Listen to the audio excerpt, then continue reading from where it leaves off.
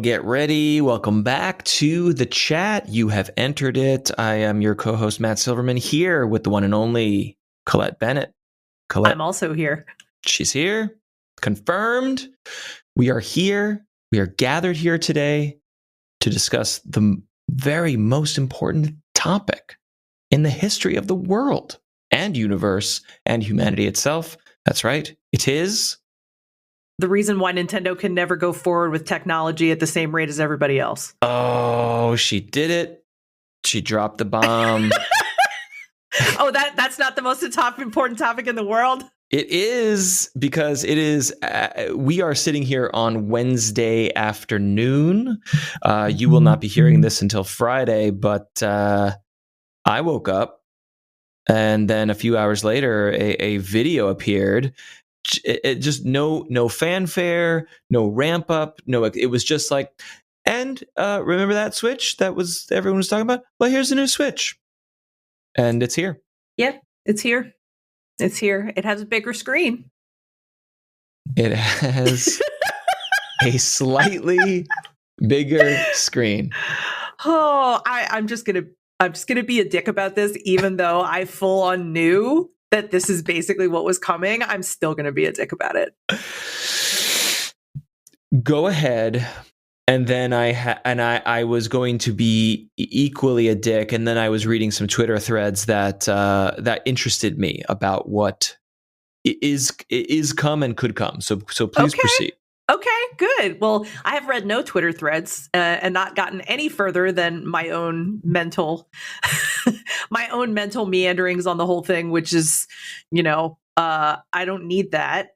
I definitely don't need that. And, you know what it actually made me think about? It actually made me think about my arc with buying the Nintendo DS. Because yes, exactly. When I played the ever-living shit out of a Nintendo DS, was it DSi or just DS Lite? I can't remember which one. All I remember is that I played that thing so much. I still have it. I didn't even trade it in because I loved it so much, and its versatility and its weird games.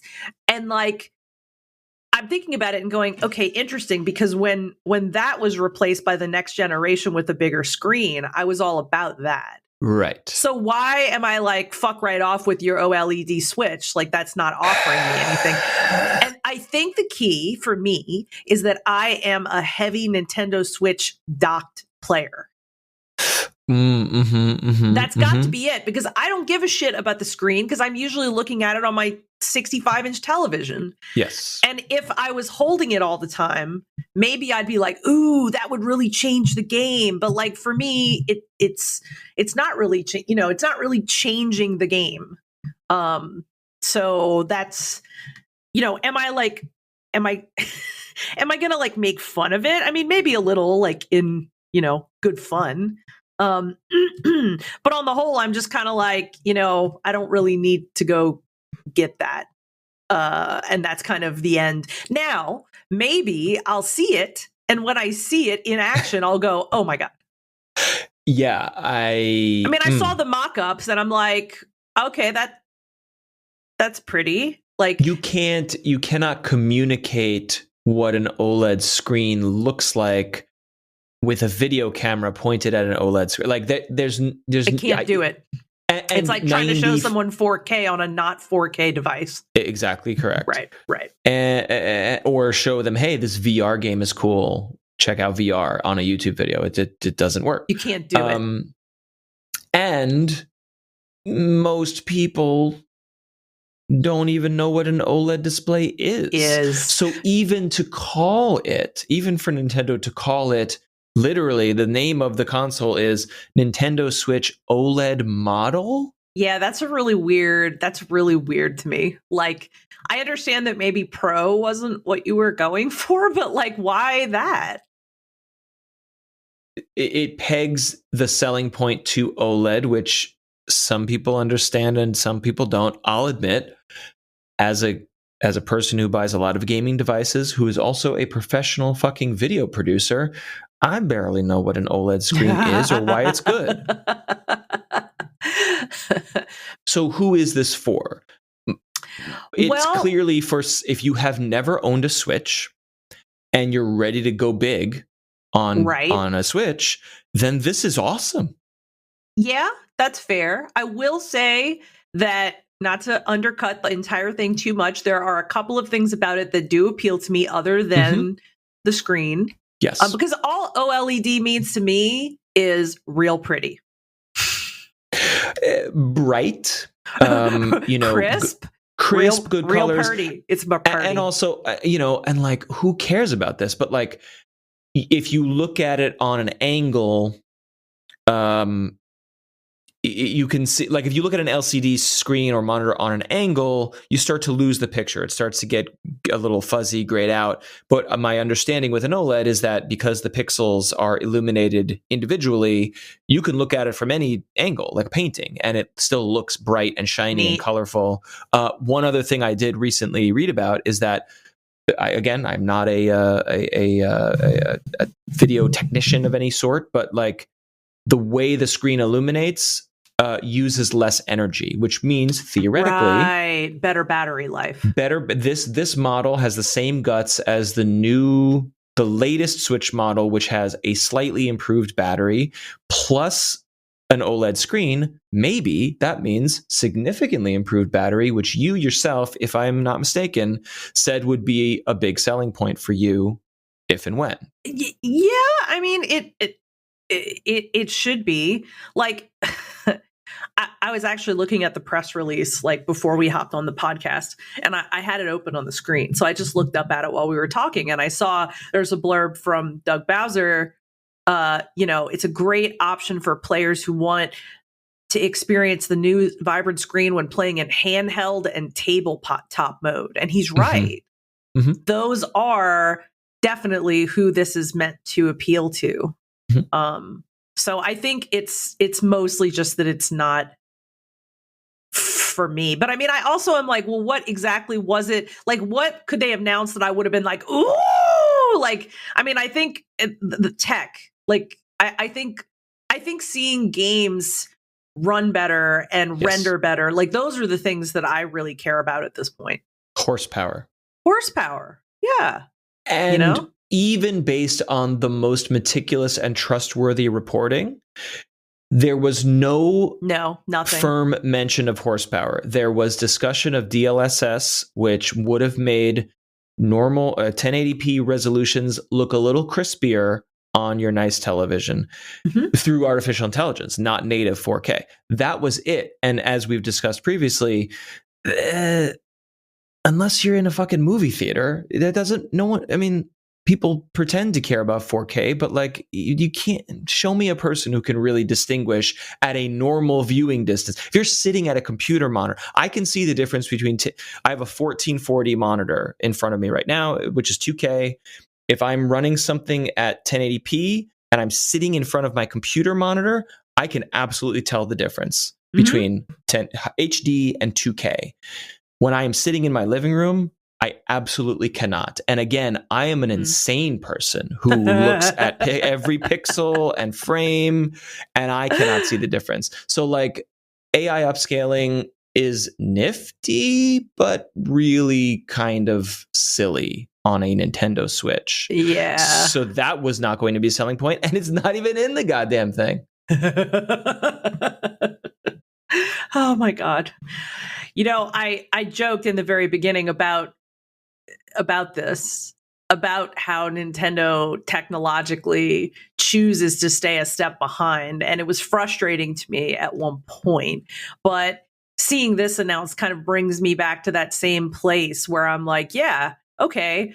They're still doing that thing. I mean, yes, at least I can play, at least their games like don't look like a potato anymore. Like, I can actually like, in comparison to the other consoles of the generation, sure. At least I feel like the Switch is, a console that I've deeply enjoyed and has probably been my favorite console that I've had in as long as I can remember for right now, honestly, maybe since my PlayStation 2.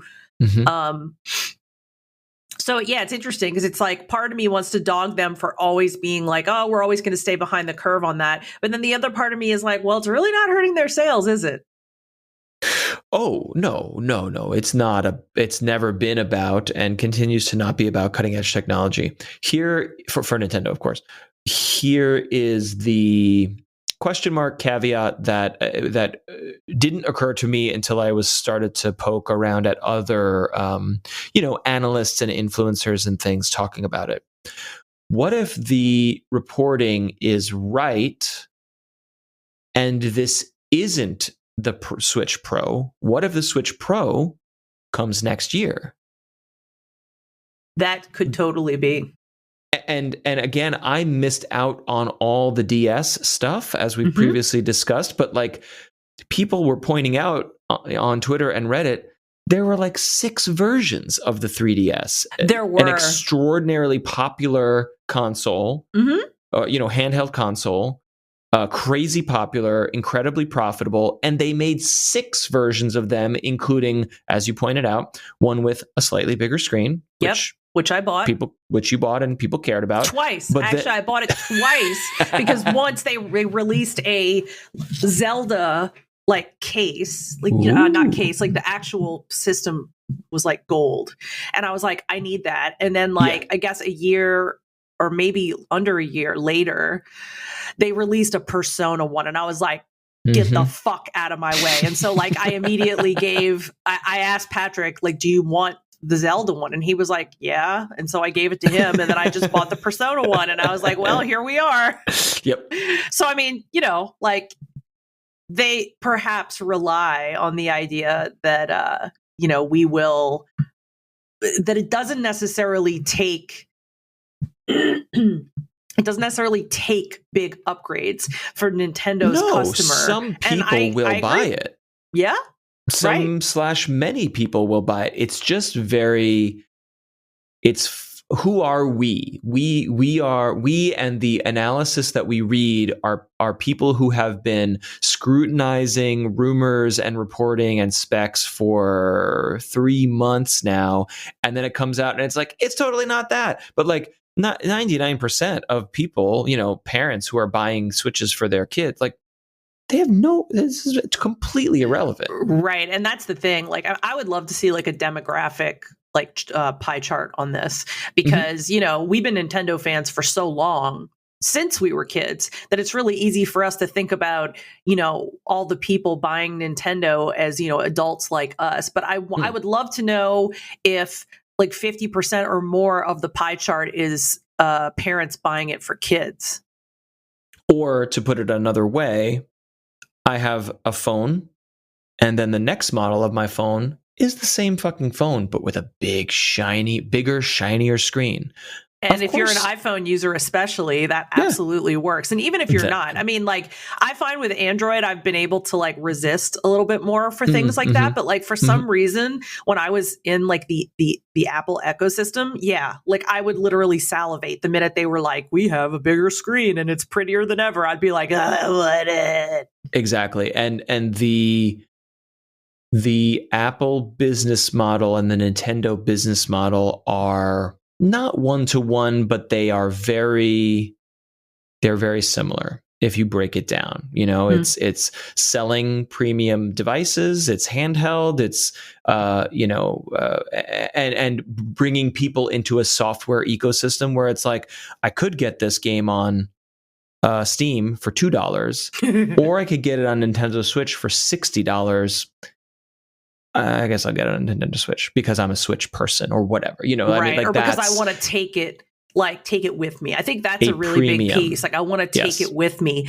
And, like I said before, like, I am just not that gamer, but I totally, and like, here's the thing though, at one point in my life, I was that gamer because I was traveling a bunch, and I was, covering live events. And so like, I was on these plane rides that were 5, 6, 7 hours long. And I was definitely going to take Nintendo, DS Lite or whatever my current portable was, because that was how I took games with me on the plane. That's a huge value to you as a busy traveler, but that's not necessarily normal. What is normal is kids playing on screens in their own space, in their own room, because, I don't have like, preteens or anything yet, but it's kind of like, if kids want to do their thing, they're not going to take over the living room TV. They're going to go do their thing, Right. and that portability is the key to the 3DS's monumental success, and the hybridness of the Switch is all about that.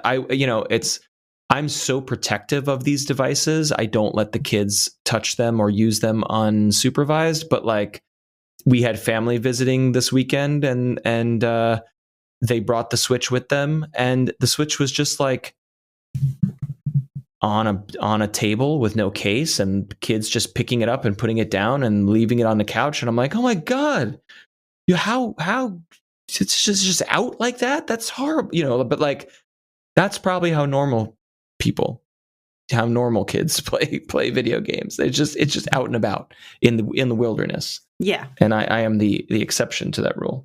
Yeah. No, I get it. I mean, and then like, as you frame that, now I'm kind of sitting here looking at the image of it and going, really, this OLED model is for adults.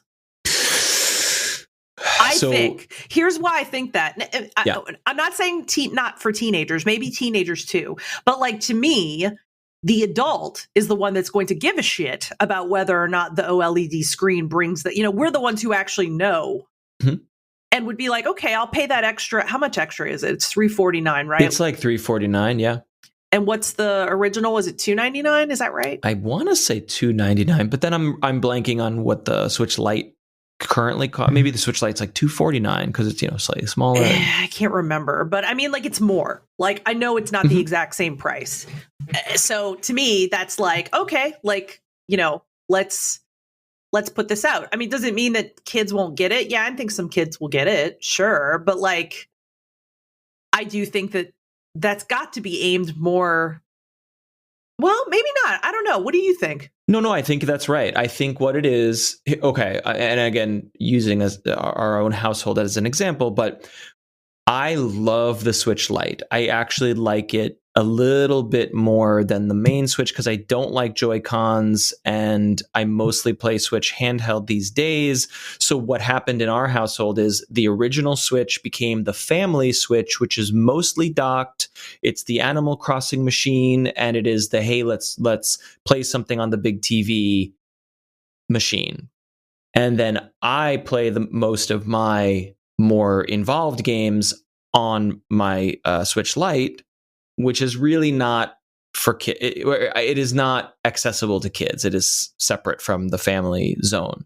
So again, I'm saying all that to say, if we only had one Switch, then there is a universe where it's like, all right, well, now I'll get the big fancy Switch with the fancy screen for me, and the family or the kids can then have the default Switch that already has everything on it and all the user profiles and everything.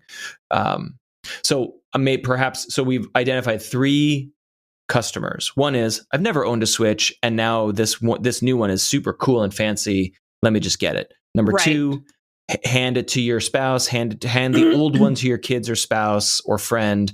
Give me the fancy new one because I love fancy new things. And then 3 is just like, I need to have it because I always need to upgrade to the fancier thing. Right. Just because I need that. It's Apple iPhone, syndrome. Apple syndrome. Yes. So Nintendo has done the math, and they know who those people are, and I'm sure they will do well. Again, it's just the echo chamber in which we operate, where like I'm reading the YouTube comments on the video, and those like ravenous day one fans are like, really? They're having the same reaction that we're having, which, so it's interesting. Yeah, I also opened the tweet and saw the first reply, which was, so does it run better, or am I not buying it? Exactly. And I was like, bro, that pretty much sums it all up. That sums it up. I mean, I don't know. I'm sure when I hold it and see it, I'll be like, oh, this is really pretty. And look, the video of it does look pretty. I can see myself potentially upgrading at some point, but I think I am going to wait until the hardware is upgraded as well. Yeah. Hold out for that Pro. One other thing to note, again, in addition to like, someone will do the battery test. They'll run Breath of the Wild on both machines simultaneously for 2 hours and see which one holds the charge. And I bet the OLED will do better. Mm-hmm. And also, people are noting that this has a 64 gigabyte internal memory, which is more, I'm perhaps double than the internal memory of a standard Switch. And excuse me, I should not say memory. I should say storage space, because I'm better than that. Mm-hmm. That's not insignificant. SD cards are not expensive, so it's pretty negligible. But like, just having that extra space, minute one out of the box, is nice. Mm-hmm. It's a plus column, and the dock has an Ethernet port, which, hello, it would be nice to connect your docked game system to the internet. Wouldn't that be cool? Yeah. So it's all good stuff. It's just not enough for current Switch owners to care. Right. That's kind of how I feel. And like, yeah, like I have not scanned around on the same level like that it sounds like you have, but I do feel like on the whole, like the gamer vibe I've gotten on Twitter has not been particularly excited about any of it. Like they're just kind of like, okay. So we'll see. But I was heartened by the concept that this isn't the end of the show. The Pro could happen next year, and that would still be cool. Because those rumors are rumors, but like Bloomberg saying, here's the chips and here's the specs and here's what we know, like that's not bullshit. Unless Nintendo was like, cancel everything. No. That has to still be coming, No, yeah. I mean, this is the thing. Like, even if Nintendo always does this at their own speed, like they do it, like if we're not looking at what we have in our hands and going, wow, this is no improvement from, the DS. Like, it does improve. It just doesn't, the focus on improvement is not quite the same as like, Microsoft or like those consoles to me are made more than ever now for adults. Like, everything about the marketing of those consoles gives me adult vibes, whereas like the Switch is like the ones that I feel like kids are going to play. I don't know. What do you think about that as a dad? Always has been. It kind of always has been. The Nintendo Entertainment System, as we've discussed, those controllers are for tiny baby hands. They're for fetuses.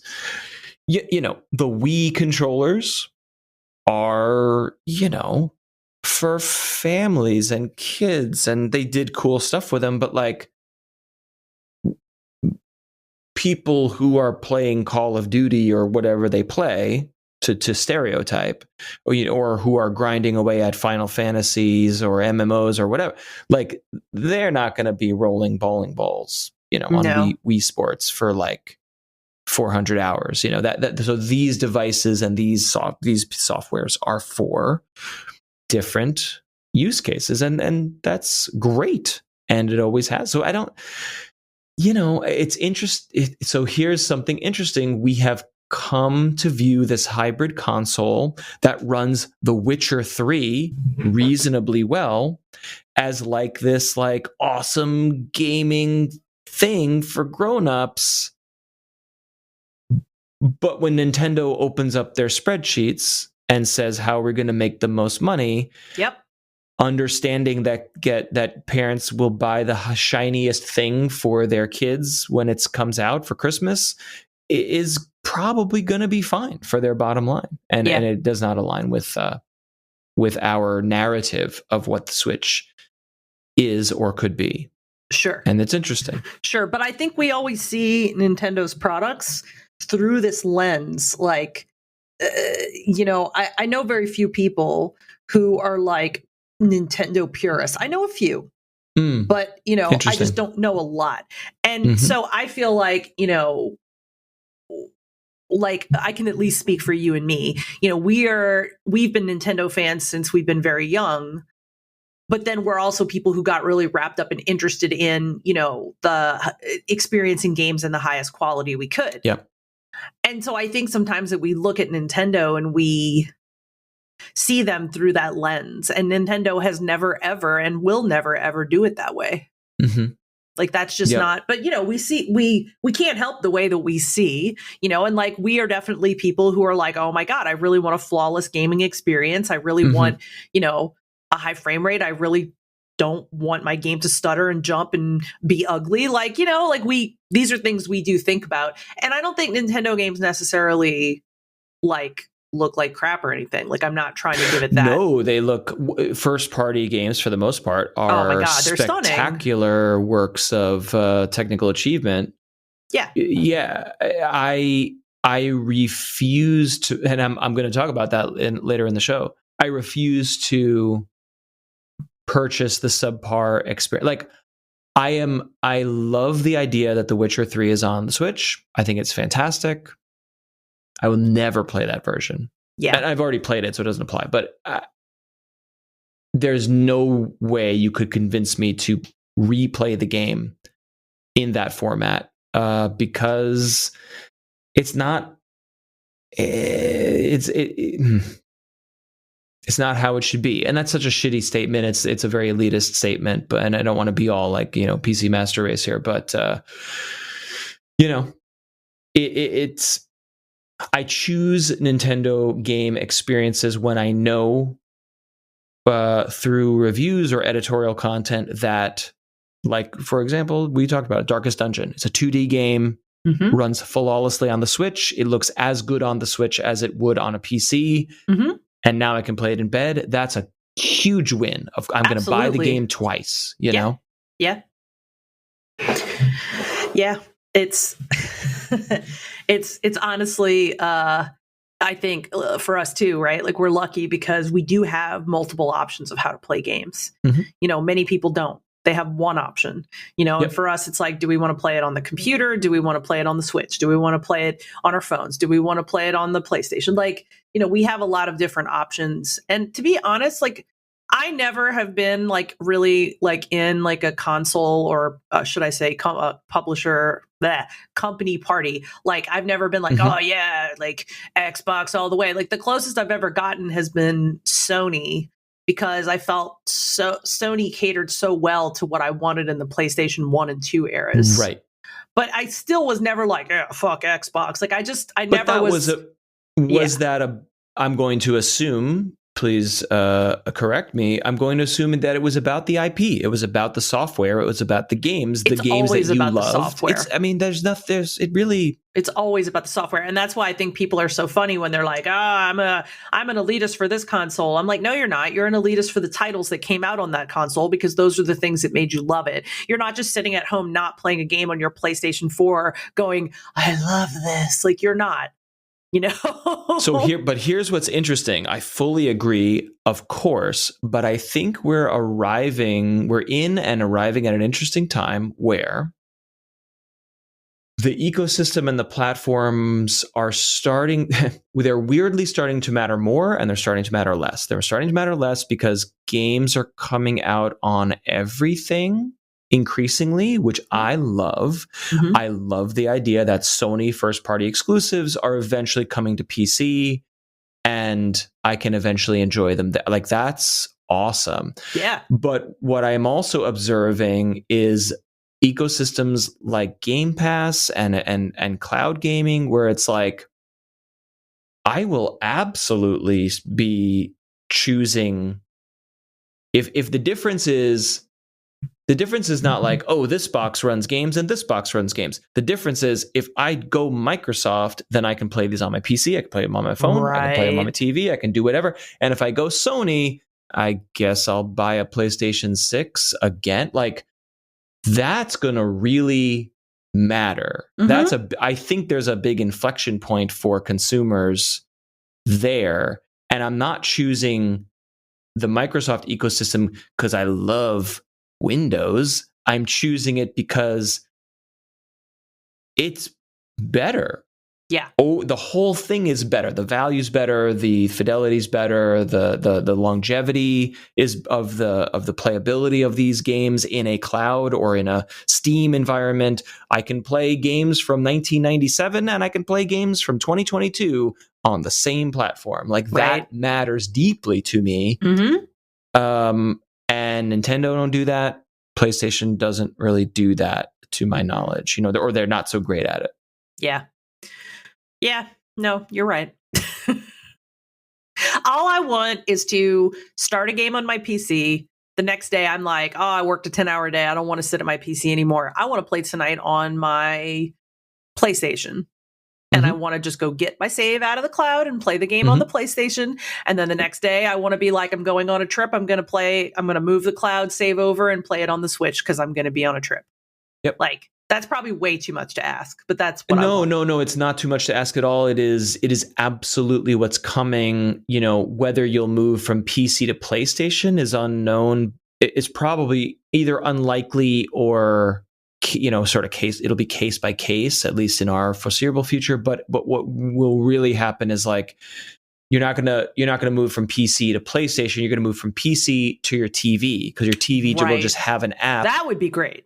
That just, like I dabble in this stuff. Like NVIDIA Game Stream is quite good. Like it's quite amazing what they've achieved and what that is. Have we talked about that at all? No, I don't think so. I mean, I'm aware of it, but we haven't talked about it here. Briefly, why I'm very excited about it is that it's your Steam library. So anything that you've already purchased, you run it on a virtual machine in the cloud and you just log in with an app. And if you pay, you jump into the game. If you don't pay, there's like a queue, you wait for some time and whatever. So like if you really are going to utilize the service, you should pay the subscription fee. And that's going to be the actual use case for it. But it's not like a Netflix for games. It's not like a Game Pass or a subscription. It's like, I can buy Red Dead Redemption on my laptop, which definitely can't run it, then sit down on my TV and play it as if I was playing it on a console, but I'm actually playing it from the cloud. Now, you need a device that runs the app, which is either going to be your TV, but probably not. I have an NVIDIA Shield, which I really love and recommend for streaming PC games from your PC. Yes, we have that. But also, you do. Yeah, so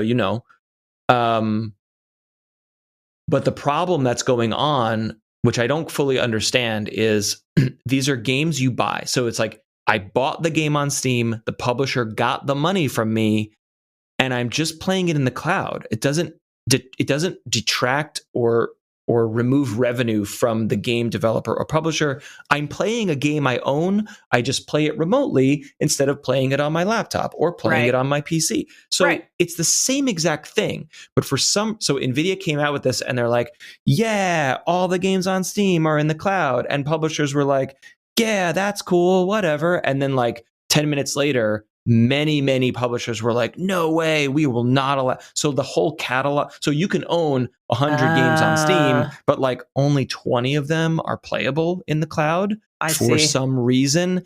And my theory here is that publishers were like, well, we're going to probably make our own streaming service, EA Play or Origin or whatever the fuck is going to be a streaming service one day, Stadia. So we can't have your thing we can't have our game in the streaming thing. Right. Well, and in the interim, until they make that, I'm assuming that it benefits them for me to say buy Hades on the Switch and then 2 months later go, I want to play it through on the PC and buy it on the PC because then they just sold 2 copies of the game. Perhaps. Right. But I guess the real, we're in such a weird in-between phase. The real promise of this is like, I don't own a PC. I'm done buying PCs because I can just play Steam games or Epic Store games on anything. Right. And it will run at 4K 60 or something as pretty good like that. As long as my internet connection is great, which is another huge question mark. another huge blocker to this whole future.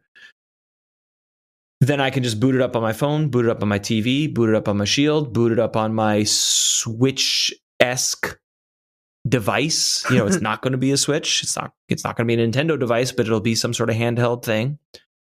They sell all these great game controllers for your phone where you just stick it into your port and you play, and they're great. They're great. I own one, but I always look at the NVIDIA library and I'm like, I would like to pay for this and try it out, but I have a great gaming PC, and no games that I want to play are supported on NVIDIA's game stream. That sucks, because it is a terrific idea that I think could definitely move us toward more of what we're kind of both talking about here. So Microsoft is building the infrastructure for what you exactly described. And that is what xCloud rolled up with Game Pass, of like, I pay $10 a month or whatever it is for Game Pass, and I play whatever I want, and I don't have to install anything. I just play it remotely. Like, that is the future, and Microsoft is going to win. The progress they have made on this is extraordinary, and they're going to win the race, because Nintendo and PlayStation do not seem to be even in the realm here. Yeah. And Stadia is a big, I don't want to say flop, but it's very tenuous. It was an experiment. Yeah. Yep. We shall see. All right. Maybe I'll become a big Microsoft fan after all. Well, you've returned to the fold of PC gaming, so like it's all bundled up in there in that ecosystem. So you're right. So that's where I am. I like it if there's an RTX 3090 in a server rack somewhere that I don't have to like configure or worry about, and it just works great. Heck yeah. That is what I want. Yeah. That's the future, because it's the convenience of console gaming, but the power of PC gaming. Yeah. That's the answer. That's the answer. I completely agree. All right. Let's get into what we are currently playing. Let's stop talking about the future and let's talk about the now. We asked you, our listeners and Discord community, what you are enjoying right now. And we're going to talk about that for a little bit here. Megalith says, other than my usual Final Fantasy XIV grind lately, which every time Megalith talks about Final Fantasy XIV, you think about it. I think about it. I think about it too. And I don't know.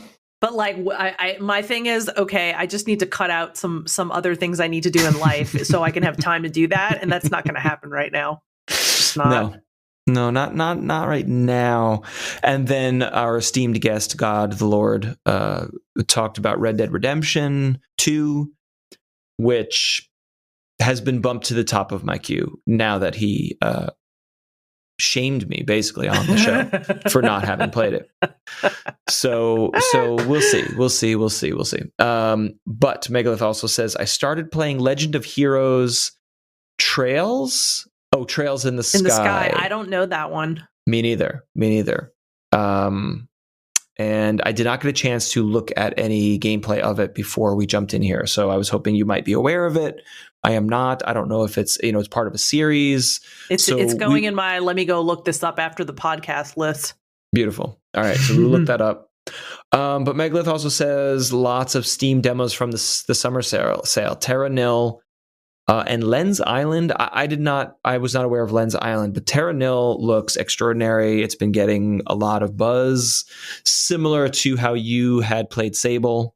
Yeah. And we're really loving it. Are you familiar with this demo? No, I'm literally getting a pen and a piece of paper so I can write these things down because, as I told you earlier, I got to this Discord discussion so late. I mean, it was like almost right before the podcast. And I was like, oh my gosh, I really have to like catch up on all this stuff because the people in our Discord, like I really like and respect the stuff that they recommend, so I'm interested to hear like what they bring up. So I am making myself a little list here as we go. Are you a Sim City Civilization, we've talked a little bit about Civilization, but are you a 4X overworld map strategy type person? Nope. Not even a Not at little. all. Nope. Not even a little. Not even a little. So Terra Nil, I believe, is published by, I want to say Devolver. I could be wrong. But it has grabbed attention because, sim building, factory building, city building games. I don't want to say they're a dime a dozen, but there are so many. There's theme park builders, there's Sim City, there's City Skylines, a Factorio, all these top-down simulation games. If you crave that, there's plenty there for you. Mm-hmm. And this one perked up all the strategy gamers' eyes and ears because it is a reverse city builder. My understanding it is that like you are reclaiming an industrialized space for nature. You're not building the city. You are growing plants and landscapes and rivers and mountains back into the landscape in order to, I don't know, dehumanize the world. And it cool, looks actually beautiful. It looks beautiful. Nice. Yeah, I actually just pulled up a picture, and it seems like it used to be free to play at one point in an earlier incarnation. Oh, interesting. Yeah, there's if you search it, there's a prototype that is on the site that I call Itch.io in my mind, but is probably like Itch.io or something. But you see, I have a cat called Ichi, but we call him Itchy, and so that's why.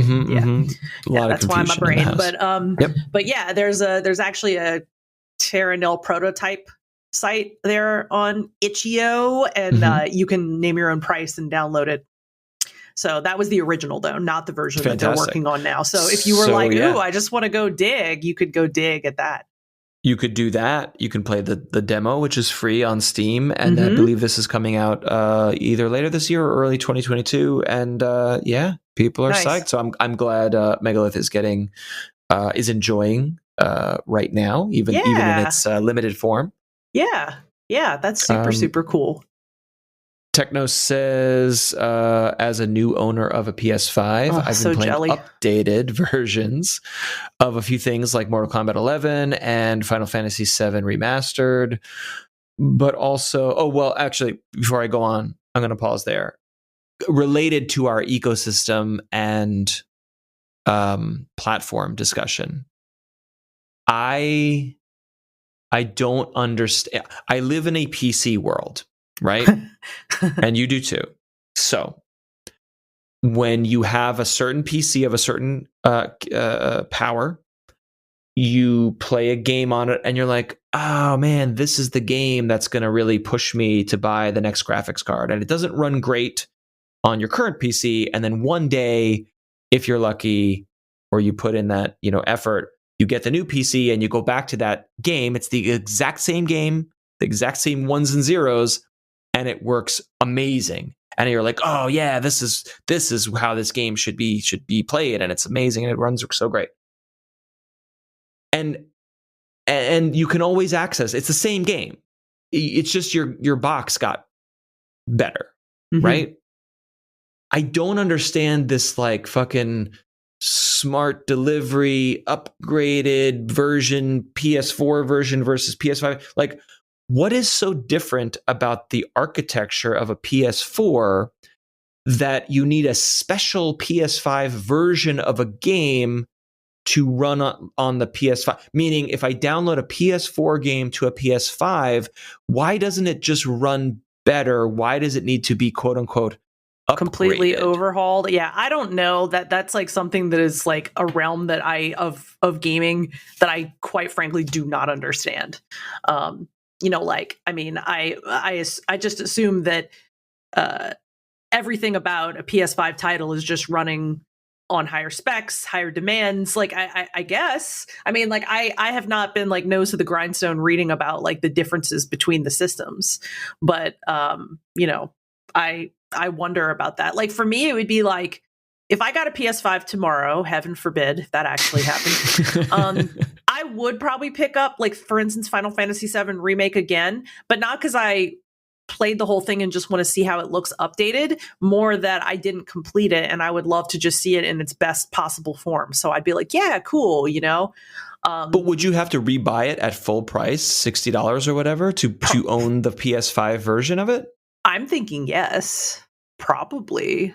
And so it's like, okay, is it worth it then to buy it again just to see what the quote unquote updated version is like? So, like, if you take Final Fantasy VII Remake, for instance, that updated version has new content on it that's not in the original remake. Oh, really? Version. Okay. Well, that's a different. So that to me thing. is a little different. I mean, to be honest, sure. though, they're still just getting you to buy it again. You know. I mean, in a world, let's rewind to 1995 or whatever it was, and it's like you physically cannot put an NES cartridge into a Super Nintendo, so you are upgrading, and maybe it's not a perfect example because like there were no NES games released for Super Nintendo that you would want to play in a backwards compatible way. But I guess I'm saying, like, in the world of physical media, you had to upgrade the technology in order to play the next generation of games. But in a world of all digital media, where inside the box, it's just a little PC in there running the games.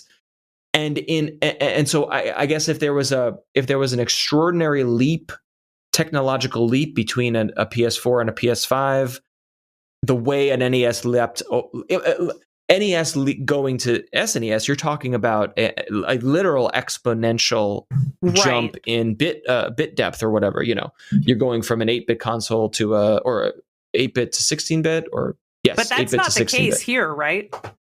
No, not to my knowledge. There's obviously some architectural barrier here, but I guess I'm saying, like, why isn't that barrier for PCs and Steam? And I don't know what is inside a PS4 and a PS5, but I think I understand that Xboxes are just smaller, like Windows computers. I'm probably speaking out of turn here, but you would think that a Windows, Microsoft, Xbox ecosystem would just be like, yep, download your Xbox One games onto the Series X and they will run better automatically. It's very strange to me, and it makes me happy that I'm still a PC person. Like, there have been multiple times in my life where I'm like, fuck this PC bullshit. This is so annoying. What if I just got an Xbox? Mm-hmm. And yet you're not necessarily escaping that with this whole upgrade stuff. In fact, it's not. Maybe it's less good. I don't know. Yeah, no, I totally agree. Actually, when we were just saying that, I was like curious. I was like, so, like, if you have Final Fantasy VII Remake for the PS4 and you want to play it on the PS5, like, do you just buy it separately, like we were saying? And actually, what they call on the PS5, they call it Final Fantasy VII Remake Intergrade, and that is available for free to anyone who owns the PS4 game. Fantastic. That's so great. They do offer that, which, to be honest, is awesome because, you know, as a person who's bought Diablo like 6 times, you know, I mean, I blame that on me, but, like, you know, like they're trying, right? But so the note to it is that the additional DLC that you get with Intergrade is not free, so that you would purchase separately. Okay, but I can get behind that. That seems very fair and ethical. Great. Yeah. Great. Yeah. I can get behind that. Like, I'm like, okay. So Techno is saying he got the Miles Morales expansion? Question mark. I'm not sure if it's an expansion or a sequel or it's kind of a hybrid of both. And just loving Spider-Man.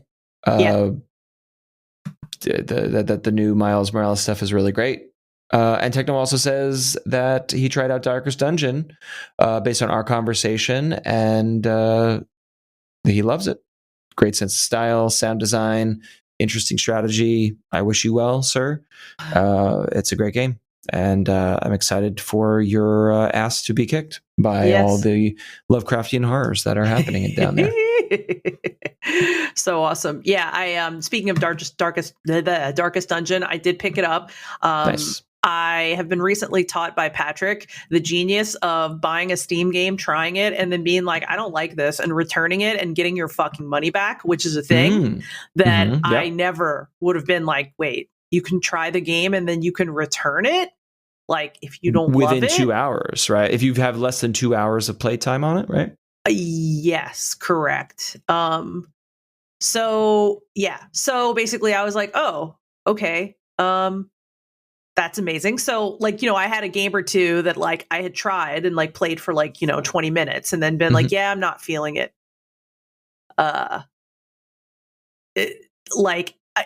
He's like, go return that. And I'm like, what? So long story short, I returned some stuff that I had bought like a week prior and tried and been like, I'm not feeling it. And then I'm like, what am I going to spend my, newly refunded Steam credit on? And one of the things I spent it on was Darkest Dungeon because it was like $5.99 or something. And I was like, this is something that Matt has heavily recommended. So I did play it. My first playthrough was about 30 minutes. I liked it a lot. My one thing was that I was having like a light headache day that day. And as I played, I realized like, I can't, like, my brain would not let me think enough to really like read all those stats and be like making the best sense of them. So I was like, okay, you know what? I'm going to pause here. I'm going to save it here. And I am going to come back and play this when I don't have a headache. So that is one of my goals when I get back from my vacation this week. Fantastic. You made the right choice. And we're recording a little bit earlier than usual because you're going away. Where are you going? If you want to say. Yes. I am going to North Carolina with Patrick for a couple of days. It is our anniversary, and we wanted to do something fun to celebrate. It is in the middle of a national forest, so we're really excited about that because we're both big, like, go get lost in the forest and get away from people. Is this a camping situation, or are you like at a hotel? I don't camp. No. Yeah, neither do I. No, fuck that shit. I'm sorry. I do not want a spider to climb into my asshole like willingly. Like, let's not do that. Amen. Not my thing. I guess I would be a glamper because like I want to go, but I don't want to like sleep on the ground. I will walk in a forest for 10 hours. I will be hot and sweaty for as long as I don't care. Like, all great, enjoying nature, but I do not want to sleep on the ground. No. Won't do it. It's not for me. And, if you're a person that wants to sleep on the ground, cool. Do your thing. Not going to be like, wow, what's wrong with you? No, that's cool. Everyone is different, I respect it. Yeah. I respect it. If it's your thing, cool. But, it's not mine. Anyway. But that's what we're doing. So I'm looking really forward to it. Like, it's like, it has like an outdoor fire pit where we can like make a fire. And like we were talking about making s'mores and like, there's like a dedicated like meditation and yoga room. And I'm like, this is going to be fun. So I'm just looking forward to like going off the grid, which when we get up there, they have satellite internet. Ooh. So like I will be able to like do a thing or two, but I will not be able to like, stream a movie or anything. And that's cool because that's exactly what I don't want to do. Will you be packing the Switch for any offline games, or are you unscreening, screenifying? I've thought about that a lot actually in the past couple days, and I think I'm going to leave it and I'm going to bring my paints and probably paint and do some writing and reading and just hanging out with Patrick. But not probably going to bring any screens because I get enough of them, and I kind of want some time away. So yeah, that's what I'm going to do. I think that's fantastic. I think that's really nice. Please enjoy. You are like literally like packing up the car after we're done here, right? Like you're out of here, right? Yeah, we're leaving in the morning. I mean, not like, like crazy early or anything, but we're leaving in the morning. So I'm like, yeah, this is going to be awesome. Great. So I'm just excited to, have a fresh new experience. And my big healing thing that I do that I love is to like go to the forest. So that's what we're going to do. It's beautiful. It's a beautiful time. Enjoy. We'll chat more when you get back. But since we're still here, why don't you take this next listener contribution? Yes, let me do that. So this one is from Sky. I really appreciate that his first comment is excited to hear the discussion on the socio-political backbone of Lunch Lady.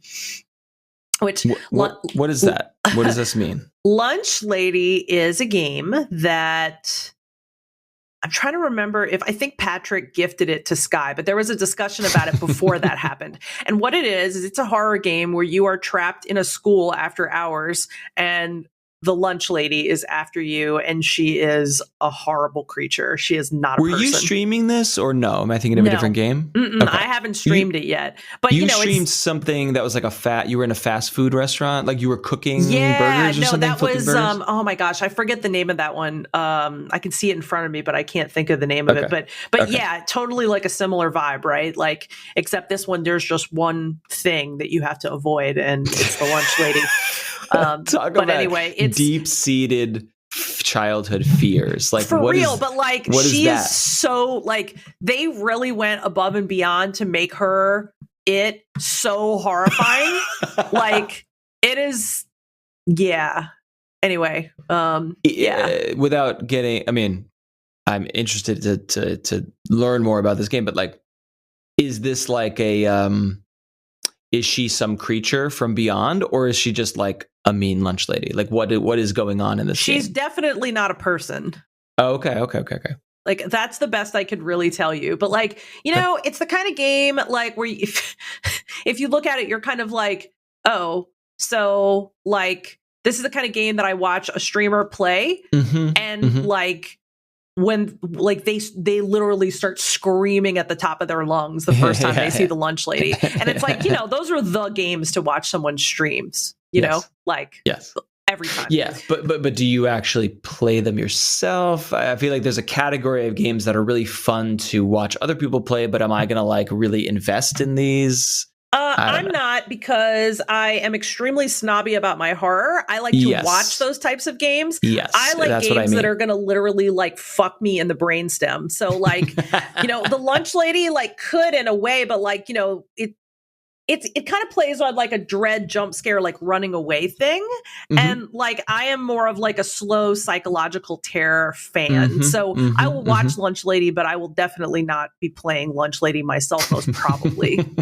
So, and the fast food game was kind of an exception, but I really liked it because there were some parts of it that I played through before I did the stream that were insanely weird, to the point of where I was like, wow, this, despite looking like just like a very basic game, there's like some dark shit going on here. And then like I never was able, they've remade the game a few times, like improving it each time. And when I played the newest version on stream, I was never able to get that far.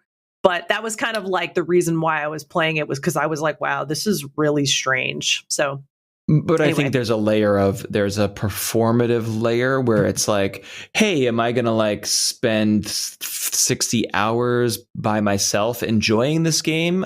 Maybe, maybe not. But like something about streaming it with your community is another, right. It's a different discussion, I think. Right. And like as a streamer, I found over time that there are certain games that are more fun to stream than others. Yes. Like experiencing Lunch Lady alone in my house probably wouldn't be that exciting for me, but experiencing Lunch Lady on the stream, where you're going to get big reactions, both from you and from the people watching you. So isn't a little different. None of what we're saying here is rocket science. I feel like we and many of so many people in your community and who are listening are like, of course, like some games you watch and some games you play.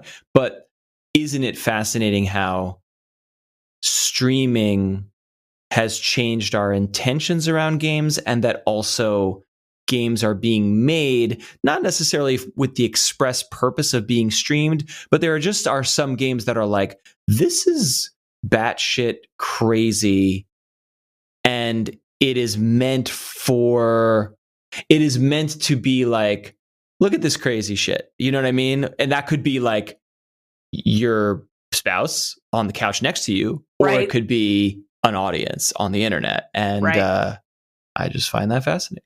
No, it is. You're totally right. Like, and I think it's one of the things that I find like consistently fascinating about streaming is that there are things that I would never have played, but that I would enjoy watching someone stream a great deal. Yep. So, neat, pretty cool. Anyway, okay. So back to Sky's comment. Just played a mod of Banjo-Kazooie called BK This Jiggles guy. of Huh? You said this guy. Oh, to Sky? I thought you said this guy's comment. I'm like, this fucking guy. This guy, Sky. This guy.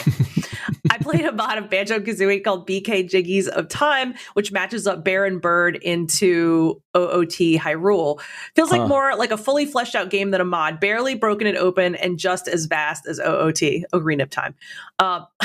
So I tuned into the stream when Sky was playing this last night, and I was like full confused for like a good 5 straight minutes because I popped in and like I was expecting Banjo-Kazooie, and then I was like, I don't remember this music. Why what is going on here? Like I turn the stream on and it's like do do do do do do do do do do, and I'm like, isn't that the Lost Woods what? So that was like a really cool like disassociated like 5 minutes of my life where I was just like, okay, neat, and then like it sunk in, and I was like, I am still so a console person that like the idea that someone could like mod a game so wildly, like I know it like intellectually, but like my brain's like, what? I love seeing this. I love watching the streams and speaking of, hey, what I would watch something like this, but would I play like a fan-made mod mashup? And because we've talked about this. I was like, if I want to sit down for 2 hours, I want to have that just like great premium experience. And like this thing sounds fascinating, but also probably sounds janky as hell, which is funny and fun, but not something that I'm going to invest in. But I would watch Sky stream it. Right. And at first I read this comment like, oh, because like there's different kinds of modding. It's like, oh, someone remade Banjo-Kazooie in the Ocarina of Time engine or something like that. But no, this is a mashup of BK and Ocarina of Time. Then someone was like, I just feel like doing this. Okay. This is the most random ass thing I could even imagine. What's going like? Speaking of random, yeah, the last thing Sky said was booted up Glover 64 for a jokey moment on stream, and now I keep booting up like a half hour of it as a nightcap each night. And the picture in my mind of booting up a game as a nightcap like was so evocative to me. That I was like, I love that so much. Like, what could my gaming nightcap be? And I've been thinking about that ever since I read the comment before we started the show. I kind of do it. I'll play 2 hours of Deep Rock and get all the things that I need to do, and then shut off the TV, shut off the computer, and then go in bed and be like, well, I could just do one dungeon in Darkest Dungeon and then do one run. You know what I mean? So like I get the nightcap thing. What is Glover 64? So I had never heard of Glover 64 before Sky said he was going to play it. And apparently it's Christine, his wife's favorite game. I say his wife for the audience, by the way, clearly not for you. But it was a Nintendo 64 game that it's basically like a platformer where you look like you're playing like Mickey Mouse's glove. I think I have seen this. Oh, like the hamburger helper hand. Yeah, basically, exactly. And like, yeah, you play Glover and you bop around and do things as a little glove who two fingers are the feet and 2 fingers are or rather 2 fingers are the legs and 2 fingers are the arms. And Okay. I was like, I have never ever heard of this. So that was also a very fascinating experience for me. And left me still thinking about what my nightcap is going to be. I just playing the dumbest ass shit, and I also we need to follow up with our Lord, thy God, about setting up a Twitch account for him, not to play the hottest new shit, but to play dumbass evangelical Bible that's what games. I'm saying, man. Like that is something that so good. I would like follow that in a heartbeat. Like, so that's a thing that has to happen. Anyway. All right. Speaking of some guys, some other guy named Pat in the Discord is saying that he's playing Ion Fury, which only looked like fast playing FPS powered by the ancient build engine, capital B. I may need some clarification on that, but it apparently was a prequel to a game called Bombshell, published by 3D Realms. I'm only about a half hour in, but it plays like a much more frantic version of Duke Nukem 3D without the Duke Nukem lines. That's really funny. Huh. It scratches the I want a shooter but don't want competitive multiplayer itch. Ooh, that's cool. Today I learned that my husband likes shooters that don't have competitive multiplayer. Does he typically play like online multiplayer or not at all? He did when we met, but that was some years ago, and now he really doesn't at all. And hasn't for years. So yeah, I don't. Maybe it's one of those things that is still an itch that he doesn't get to scratch that much. So, but yeah, that's fascinating actually. That description, but everything about that description of like, it's fast paced, it's skill, it's frenetic, it's an FPS. It looks like it runs great. It's fun. But it doesn't have the baggage of, online multiplayer rank system, pressure, grind. Yeah, I hate all that shit. So this would probably be something that even I might consider like enjoying, because I'm totally down. Like there's shooters that I do like, but I don't want to play with any fucking people unless I know them. Like, please, no. Name a shooter that you have enjoyed in the past or recently. Well, don't laugh, but the first shooter that I ever played that I loved was BioShock. Because, I mean, to me, that's a shooter. It's a fantasy setting shooter. Yeah. But that was the game that made me go, oh, so it's not that I don't like shooters. It's that I didn't like the fabric they were wrapped in. Yes. And also the BioShock is a story and its characters. It's a game. And I've actually not played System Shock or BioShock. I did play and enjoy Infinite, as we might have discussed. So I'm not like a super BioShock fanboy by any stretch, but I understand the legacy. And I also, I guess what I mean to say is I know why you liked it. Yeah, the setting. I mean, that setting could not have been more a Colette thing. So yeah, it was very, very exciting to me. But yeah, like today, like a modern shooter, I haven't really played a shooter. Besides Pistol Whip, which is not exactly what we would. I mean, yeah, it's not the same fabric as a quote unquote first person shooter. It's not the exactly. Same, I mean, yeah, I guess you would call it a VR shooter. I guess I would call it a VR rhythm game. A rhythm game, yes. Yeah. Yeah. So completely. But yeah. Anyway, so something to think about. All right, Ion Fury. I was not aware of it, but I am making a note right Patrick here. Patrick has a real talent for finding games that you've never heard of that are really good. Love that. Yeah, love that. So we should have maybe we'll have him on the show. Yeah. If you can get him, I can try. He listens sometimes. But, also I find interesting is that my work computer also happens to be the gaming computer. And so, we spend a lot of time in this room, and I'm always surprised that I've missed out on things he's played. Like, I didn't know he played this. Mm-hmm. And I find it kind of fascinating because after this podcast, I'll be like, whoa, like, tell me more about that. And also tell me about how you like shooters that don't have competitive multiplayer.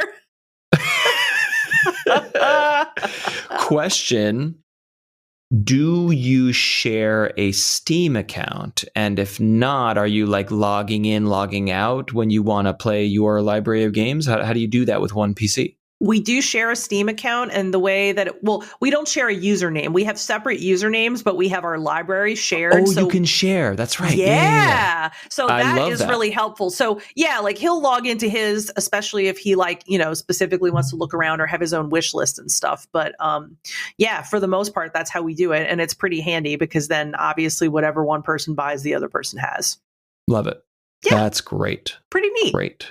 Pretty neat. Yeah. All right. Speaking of games on your computer, what are you playing? So I got into a conversation with Sky, I think it was last week. Oh, no, that's right. I remember what it was now. What it was that the rumor started floating around because about Silent Hill returning, which is, of course, a very popular rumor. But it was because Bloober Team, who made The Medium and who also made the Layers of Fear series, announced that they are now in a partnership with Konami and that they will be working on a horror IP with them. And all Bloober has made for the most part is horror games. They have a few really early non-horror games. So this is like confirmed news or still rumor? It's confirmed news that they are working with Konami on a horror IP. The horror IP has not been confirmed. Got it. Okay. So, anyway, so I was like, all right. I was like, I didn't love The Medium all the way to the end, but like, I have to say, I thought they nailed the atmosphere. They had some really chilling moments. Like, I was extremely impressed by a lot of what they did with it, but I had never played Layers of Fear. And I was like, all right, these motherfuckers going to take my favorite horror series of all time.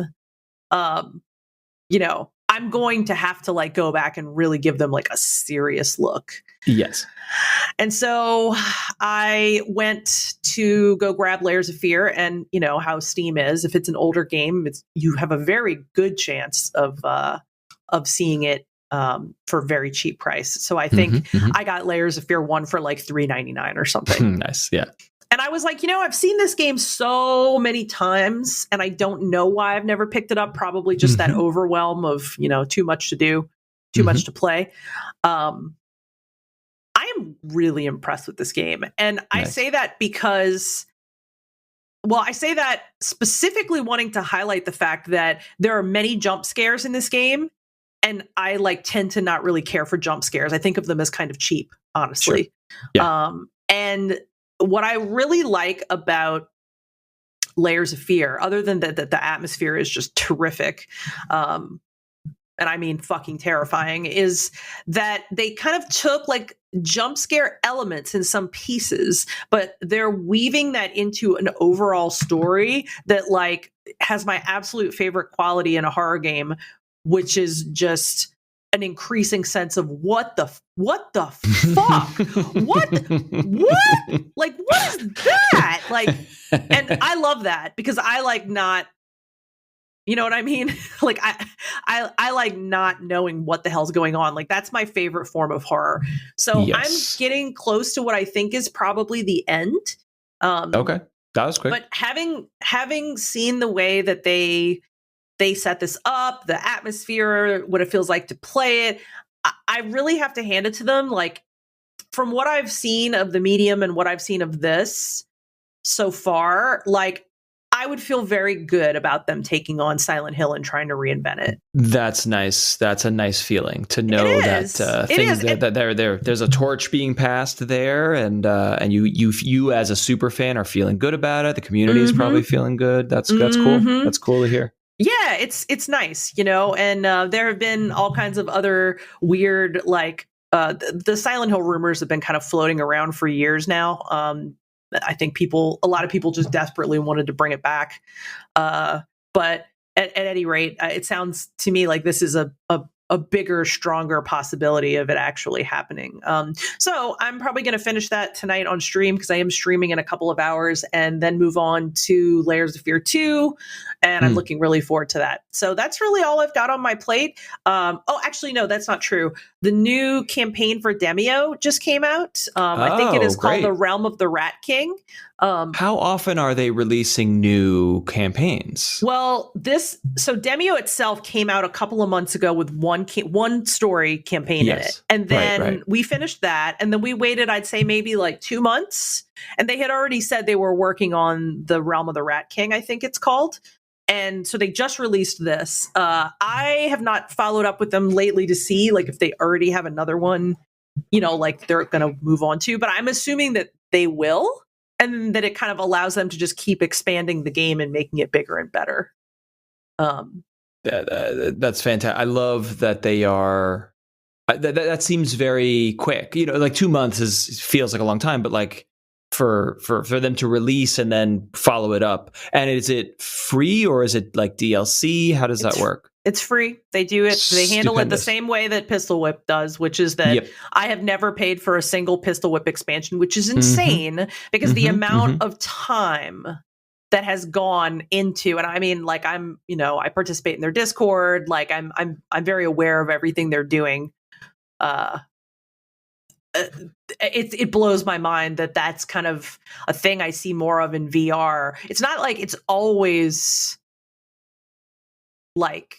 It's not always free, like there are DLC packs you can buy for games, but yeah, I don't know. I just find it very interesting, There's a calculus there of like, and it's not necessarily VR. It's like, we're going to release a game and it's going to be $20 or whatever. And then some people will buy it. And then those people will then you'll get, when we iterate on it, we'll get more. And we're giving that away. We're doing an extraordinary amount of work to expand this game, and we're going to just bundle it all in for free and not charge extra.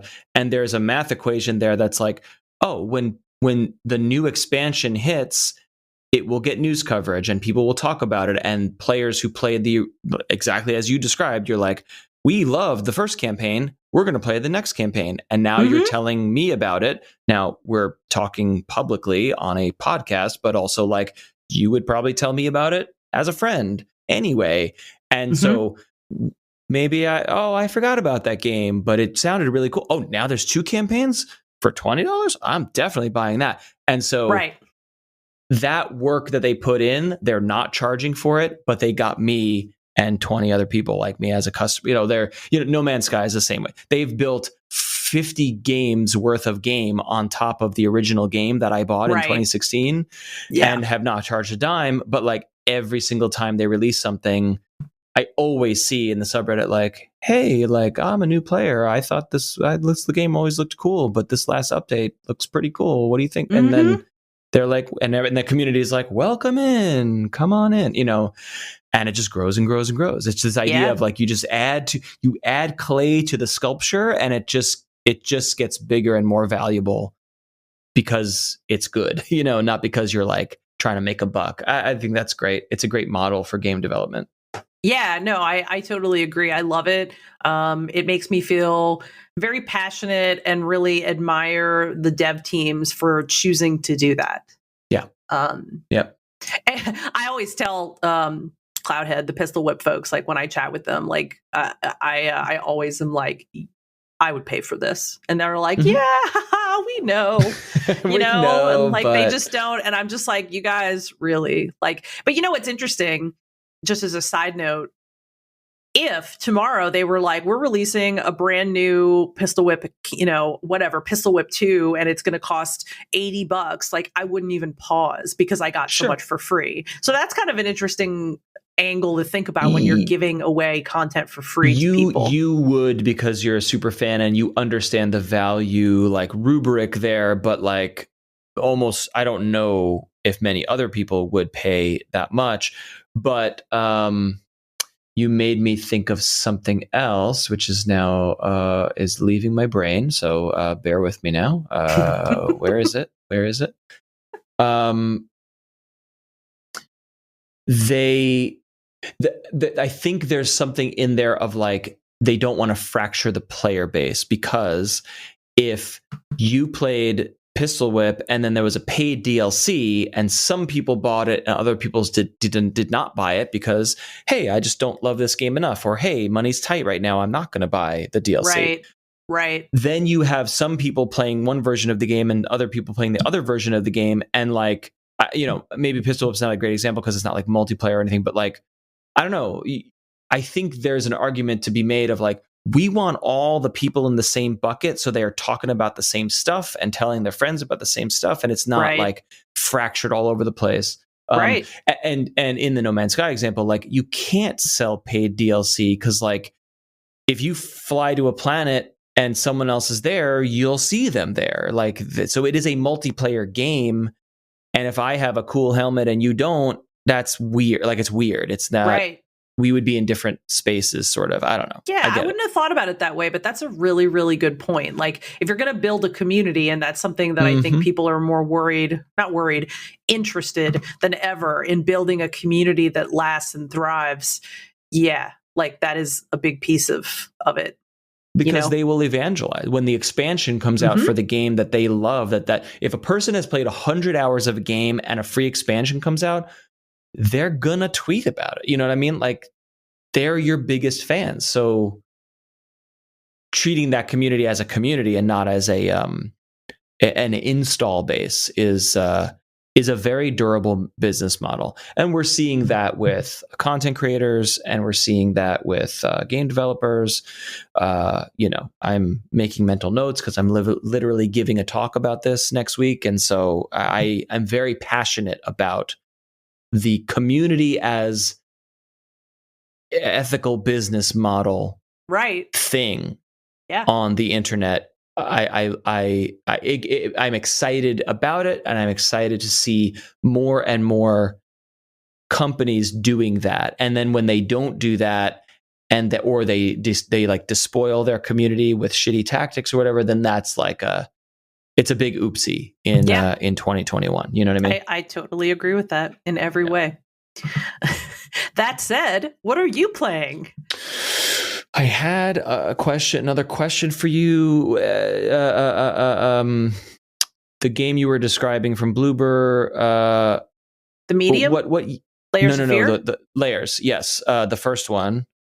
What year are we talking? That is a good question. Because you're like, oh, it's an older game, but how old are we talking? That is a good question. I'm going to look it up because I'm not sure, but it's not like more than 10 years old. Let's see. It was published 2016 for Windows, PlayStation 4, Xbox One, and then 2018 for the Switch. A modern game, because they've been around the block, but they're not like this old timey developer. No. They're not. They're no, fairly current. Yeah, I think Bloober Team, if I'm not mistaken, I think that they have been around since like 2010, 2009, maybe, like not a super long time.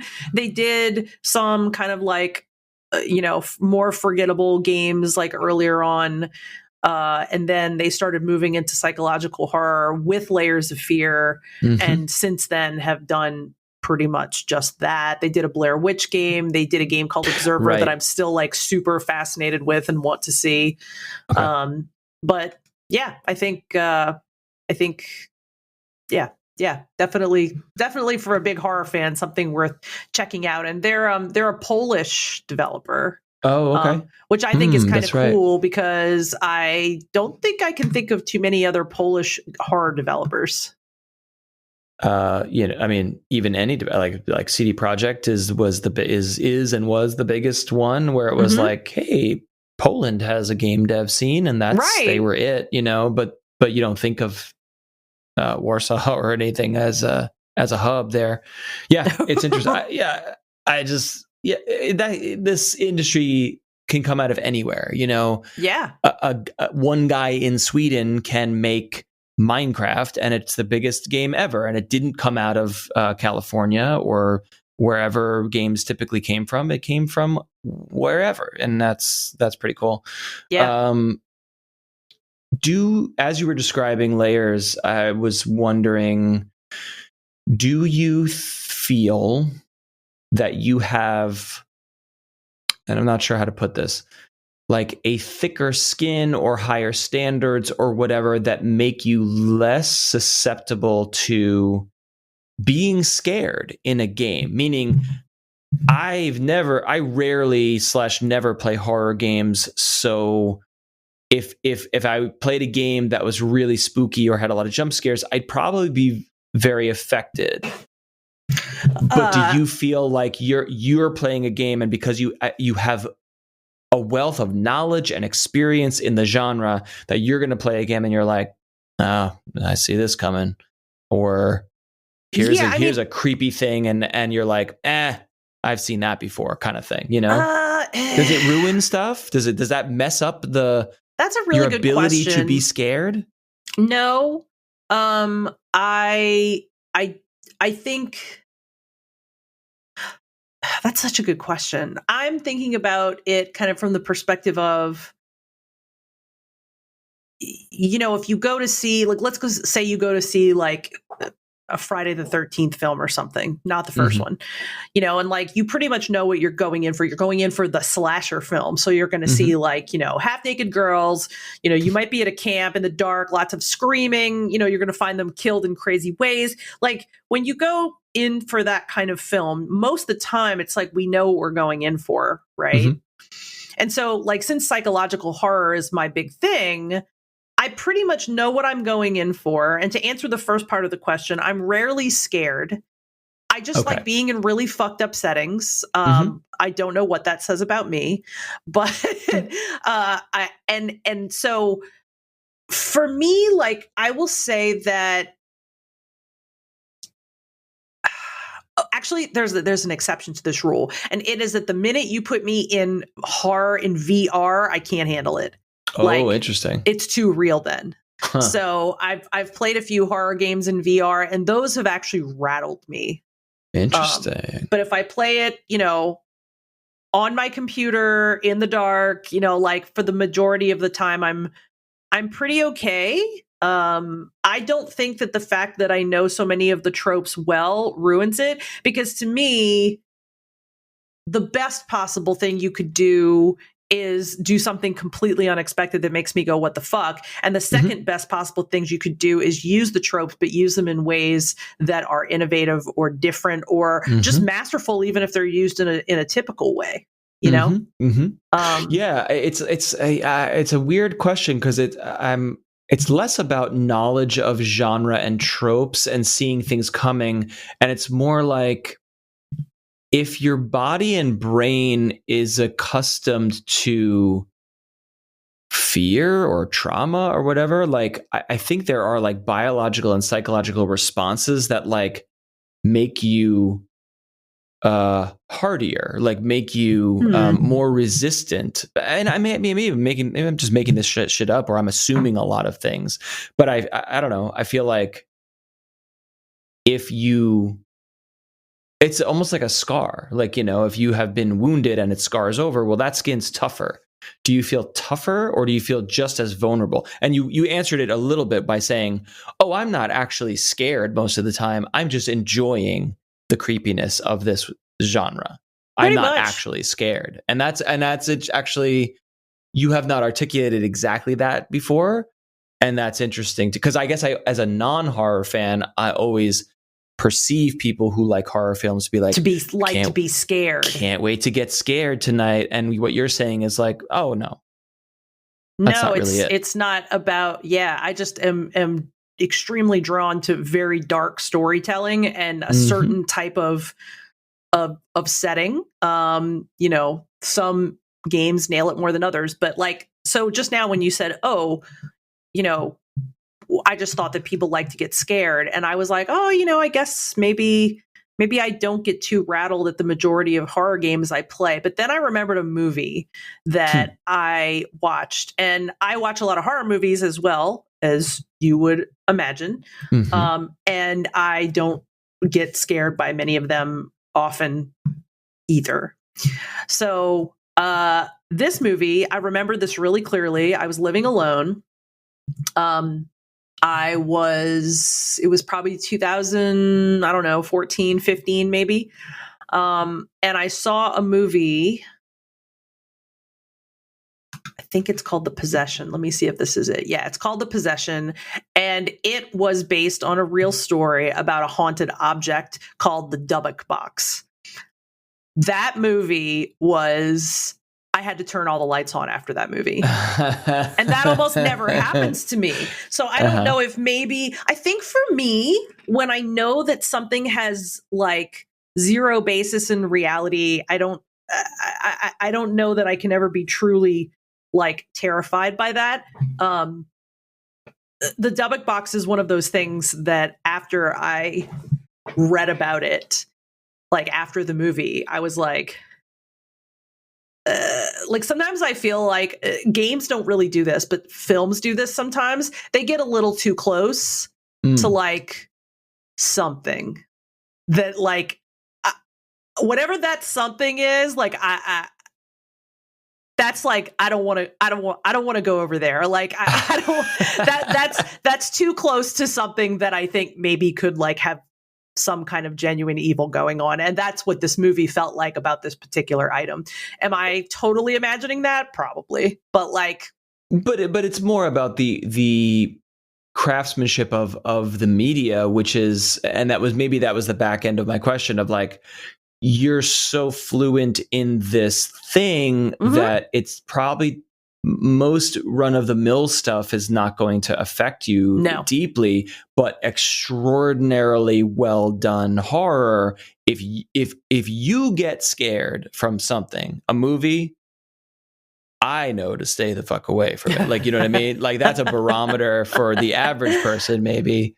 Yeah, like there's not a lot of American horror filmmaking that I personally like that hits for me for my taste. Yeah. However, Hereditary, that hit so hard and would probably hit just as hard if I watched it like literally today. It doesn't mean there's no amazing groundbreaking horror out there. It just means that, you know, it's fewer and further between. So anyway, this could literally be the topic of an entire podcast. So yeah, I bet. I want to make sure that I don't like, you know, literally go off into the shadows, like prattling on about it. Cause I will, you know? No, I asked you, that was very helpful.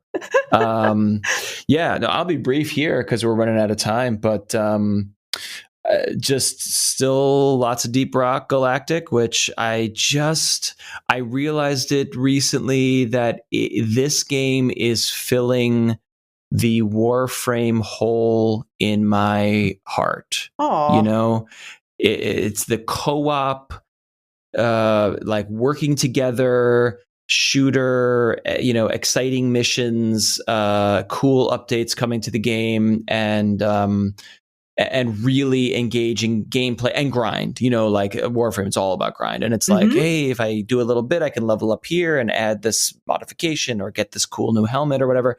And it's not nearly as deep as Warframe, but it has a gameplay loop that I'm like, I'm every night, I'm like, I want to go back to this game. And I'm like, I haven't had that. You know what it was? Warframe had that. Monster Hunter, both Rise and World had that. And now Deep Rock is the drug of choice for me. Nice. And I really can't recommend it enough. And last night, I, without getting too far in the weeds, like you level up your character. When you get to a certain level, you can promote the character, which then unlocks basically like end game content. So it's deep dives that are weekly shared missions across the entire player base. So if you hop into any random mission, the caves are procedurally generated and you're in with a crew of 3 other players, and you're just figuring out the caves and finding the minerals and completing the objectives. But deep dives are like 3-level caves that are very, very challenging, as I understand, and only promoted players are even allowed to do them. So like hopping in there, you are definitely going to be playing with experienced players, and there's like 3 levels to each deep dive, and there's 2 per week. And so what I actually have been looking forward to is like, hey, these are the missions that everyone is like talking about and strategizing about on the subreddits and the discords, and so it's kind of a community thing. And it's nice because you have to gather a party before you go into the mission, so you kind of hang out in the space station and wait for all the players to arrive, and you kind of like grab a round of beers, and then you all go down together, and you gotta be prepared. You gotta work together as a team. And so as of last night, I am now qualified to do these cool end game missions, but I have not done any of them yet. So I'm excited to dive deep into the end game of this game. And I was actually saying to my wife the other day, she's like, "Oh, you're still playing that?" I was like, "Yeah." I was like, "I'm in the end game loop, and so either 2 things are going to happen. I'm going to experience all that has to offer and say, awesome, this was such a great game. I got my 50 hours and this was a great time. Or I'm going to say, I love this end game loop and I'm just going to do the same thing over and over again. I'm not sure which it's going to be yet because I have other classes, other characters that I have not promoted and leveled up. So do I want to do deep dives with a scout instead of an engineer? Like the next week with this game will inform, am I going to go 6 more months on Deep Rock, or am I going to be done with Deep Rock? And so I am excited.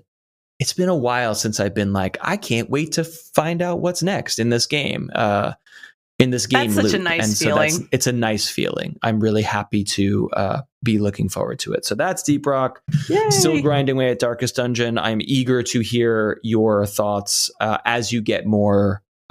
As you dig deeper into the mechanics of Darkest Dungeon. I think you will really enjoy it. And one other thing that I dabbled in with the kids here is this trailer popped into the Nintendo YouTube channel, and we're always just keeping an eye on, like, Nintendo just is like, here's a new game, and it's like, oh, cool, maybe we'll check out some new stuff. And it's a game called Cyberhook, which this looks awesome. Dude, I was like, I looked into it, and it's been out on PC for a while, and now it came to Switch, and I was like, oh, well, if it runs well on Switch, it's a grappling hook, speed running, Spider-Man-ish look type of game, and I'll get into the exact mechanics momentarily, but it's very vaporwave, low poly. It's a low poly aesthetic. So I'm looking at the trailer and I'm looking at reviews, and I'm like, well, yeah, there's no reason this should run poorly on Switch. It looks very doable here, performance-wise, and a lot of the reviews were like, it's super hard, so good luck, And I was like, but I just want to try this. It looks cool. So I was like, there's no reason. I debated which platform to get it on. I was like, you know what? I want to play it with the kids. I want to show it. Like, they like to watch it when I play like a crazy game or whatever. So I was like, it's easier for me to just dump it on Switch and try it out. So I was like, you know what? Let's go on Switch. Loaded up on Switch, and it's very, very cool. I was really, really digging it, but I'm like playing it and I'm like, this feels like it could be 60, but it's just like there's something about the V-Sync or the frame rate or whatever. It just felt like this is a game where you need to really be incredibly precise with your movements. It's like parkour, Spider-Man, vaporwave, whatever. And it just was a little chunky on Switch. And I'm like, is this the game or is this the Switch? And I'm playing it, and then I go to the PC. Oh, and there's a demo on PC. And I'm like, let me just try out this PC demo on Steam. And we downloaded it, and I'm like, holy shit, we're starting over. Throw away the Switch version. Let's do this right. and you load it. And call me, shame on me. I bought it on Switch where there is no refunds, as you know. Of course. And then I just said, you know what? Let me just buy it again, super cheap on Steam. It was probably on sale during the Steam sale. Paid a few extra bucks, got the correct proper version as God intended on PC, and it is glorious because it's just this smooth, buttery. There's a flow state here. The flow state that you are probably getting in when you're in Pistol Whip is definitely happening here. And what it is it's like these Tetris vaporwave platforming levels, but you have a double jump and you have a grappling hook. And you can only grapple on certain surfaces. Blue surfaces are safe, red surfaces are not. And you run and you gain speed as you run, and then you jump off the platform, and way out in the distance is a block, and you can grapple onto it. And then depending on which direction you're facing, what I learned, the key to this game is you don't have to face the direction that you grapple to. You grapple out to the left onto that brick, but you face forward, and then you are Spider-Manning across the entire map to the next thing. And then the other really rad mechanic that you get as you progress is slowing down time. So like actually grappling from one tiny platform to another is not really doable, but when you slow time, you're suddenly in midair, you're slowing down, and then you have plenty of time to aim. And if you're close enough to the next grappleable thing, the crosshair will sort of like, it's almost like a little, it's a crosshair that sort of aligns, and then when it clicks together, you're like, yep, I'm in range, shoot the grapple, grab the next thing, turn the direction you want to face, and then you're Spider-Manning to the next thing. And I will say it's one of those games that is very, very hard, extremely precise stuff that is incredibly off-putting and incredibly frustrating until you get it.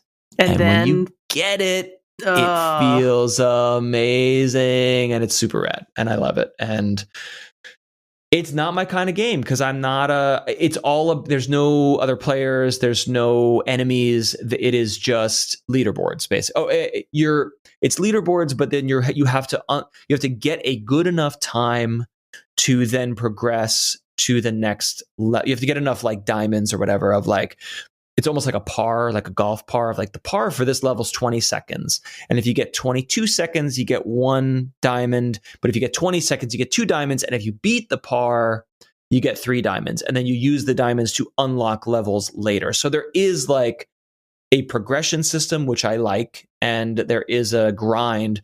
But a lot of the game is like doing the same level over and over and over in order to shave like 1 second off your time. Yep. And if you told me that on paper, I'd be like, fuck this shit. Get this game away from me. But there is something about the flow and the vibe and the spider. And I have not played, I don't have a PlayStation. I've not played the Spider-Man games or the Miles Morales stuff.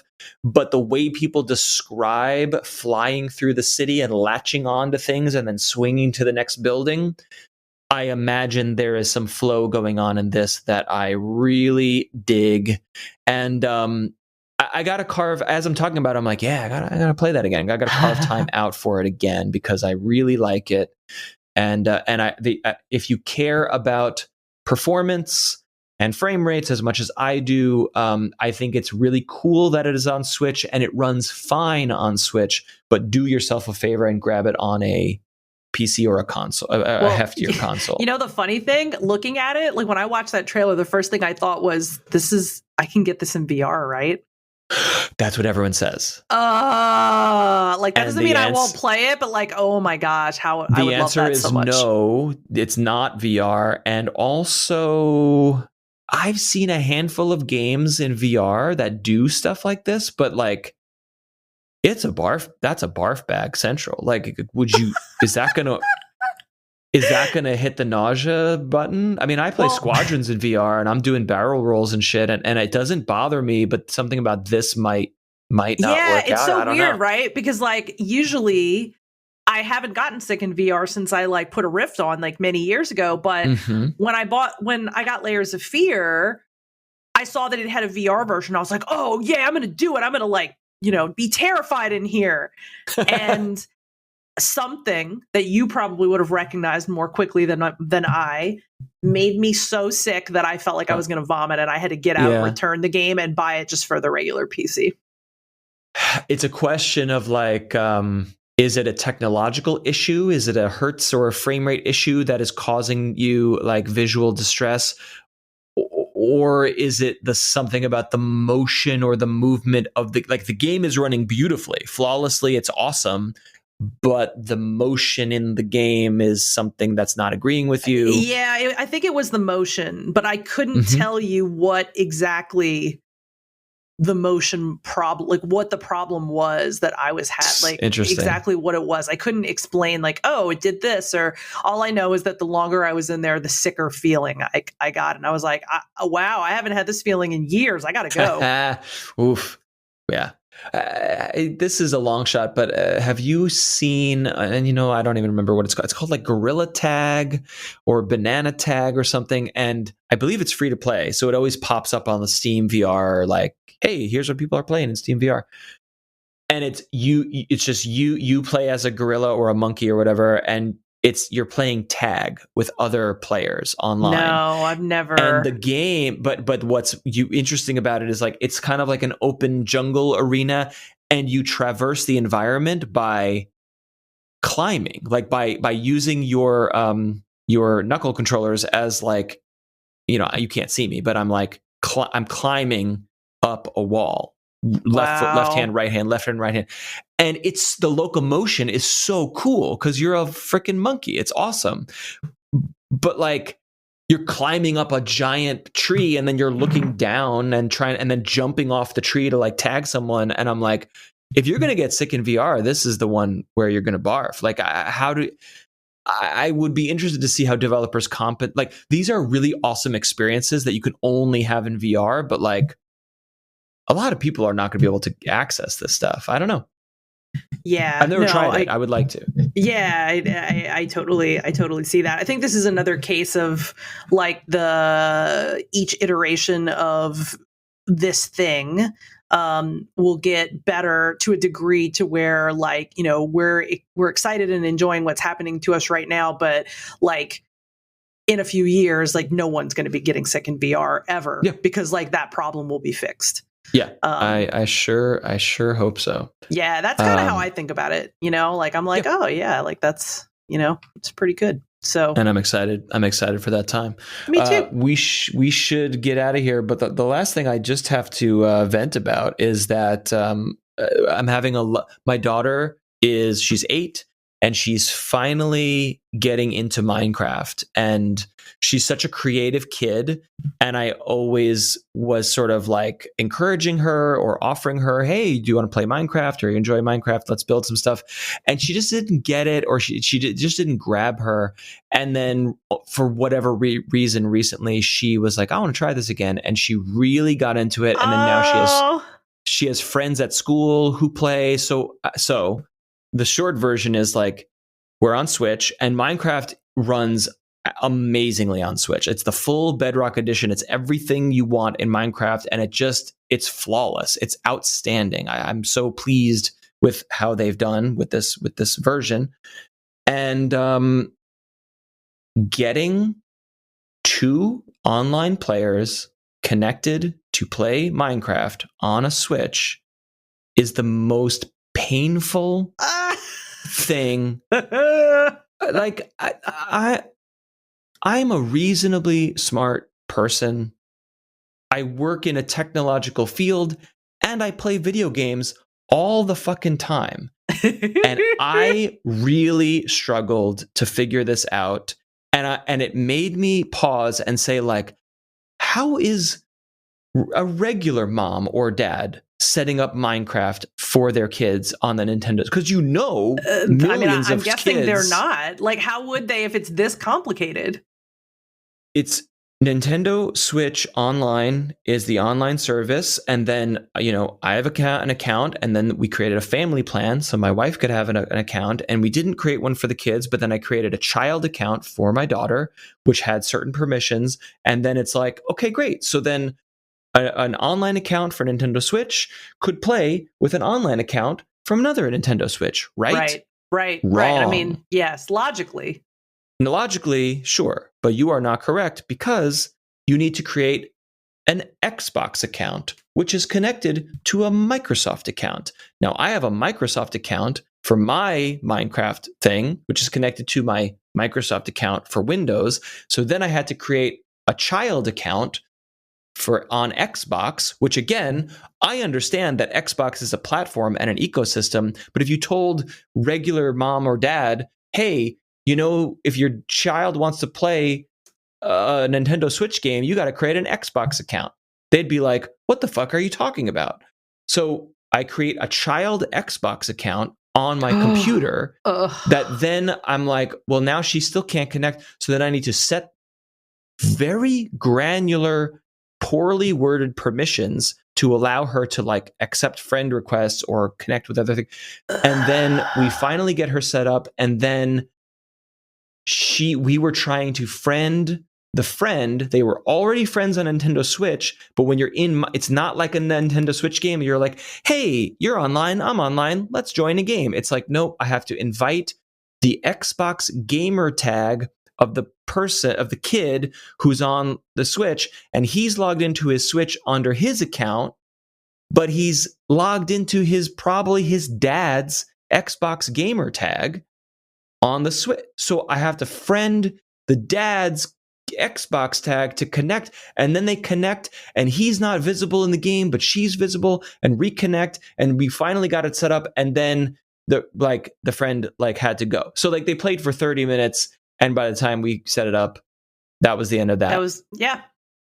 Yep. Fucking insanely brutal. And the resolution that I came to, which is actually great and wonderful, is now I'm just paying for a Minecraft Realm, which is an always online server, which is spectacular because it's a shared world that anyone can join. Not anyone. If I send you the invite code, if you're playing on a phone or a Switch or an Xbox or a PC, I don't care what you're playing on, you type in this code, you come into our world, and you can build our town with us. And it's awesome. But the friending system for Xbox is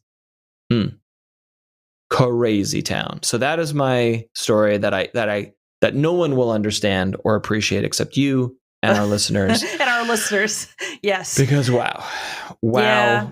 Dad moment there. Sometimes you just really need to just rant it out. That's literally a perfect thing to rant out right there. It's kind of like me and, oh my God, why aren't they ever gonna actually, I've never really gone on the full Konami Silent Hill rant, and it would take up the whole show. But that would be mine. So, there is and mad respect. You have a fandom franchise discussion there that there's a lot to talk about. But Minecraft is the game that every child on planet Earth wants to play online with their friends. Yeah. And I had to jump through 80 hoops to just turn the fucking thing on. How could that be the process? Well, it boggled me. All I can say is that you're still going to buy another Nintendo product, right? I mean, yes, one day, but it wasn't. I'm shitting on Microsoft here. Their account system. Oh, my bad. Sorry. No. My brain just output that in the wrong video game. So weird. It's so weird that you got confused by my long, rambling, endless, idiotic story about how difficult it was to figure this out. No. The Nintendo friend system is hey, you want to be friends? Here's my code. Great, we're friends now. We can see we're playing together. Great. This is let me set up my Xbox gamer tag for a Nintendo Switch game.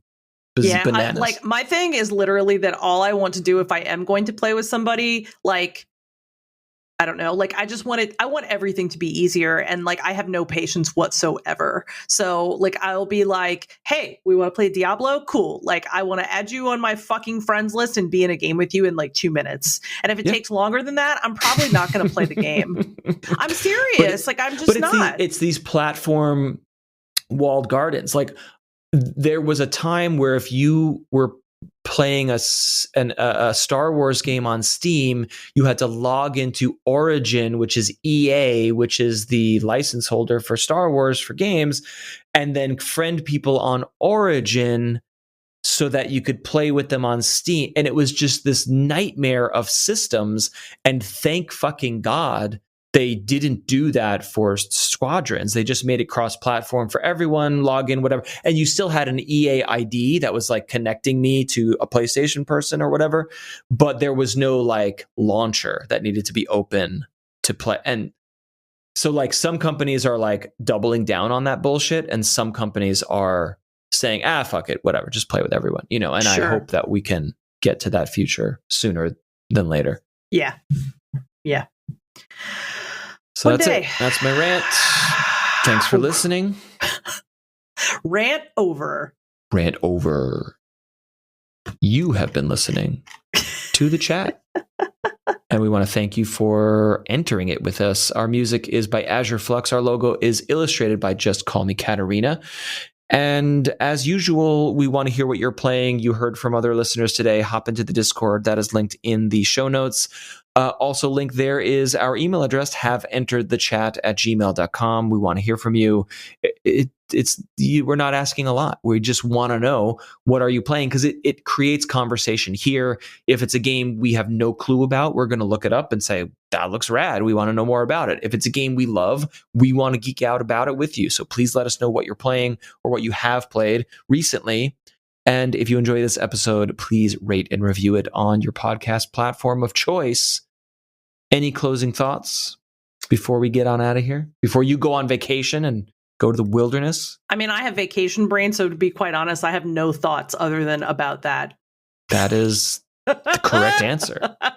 No thoughts to be had. Literally no thoughts other than get me the fuck out of my regular life and into the forest life. Get into that forest life. But no spiders in the butthole, please. Please. Check out the merch shop where you can get the t-shirt. No spiders in the butthole. I'll hand letter it. When you get back from the forest, we will reconvene and we will talk at you next time.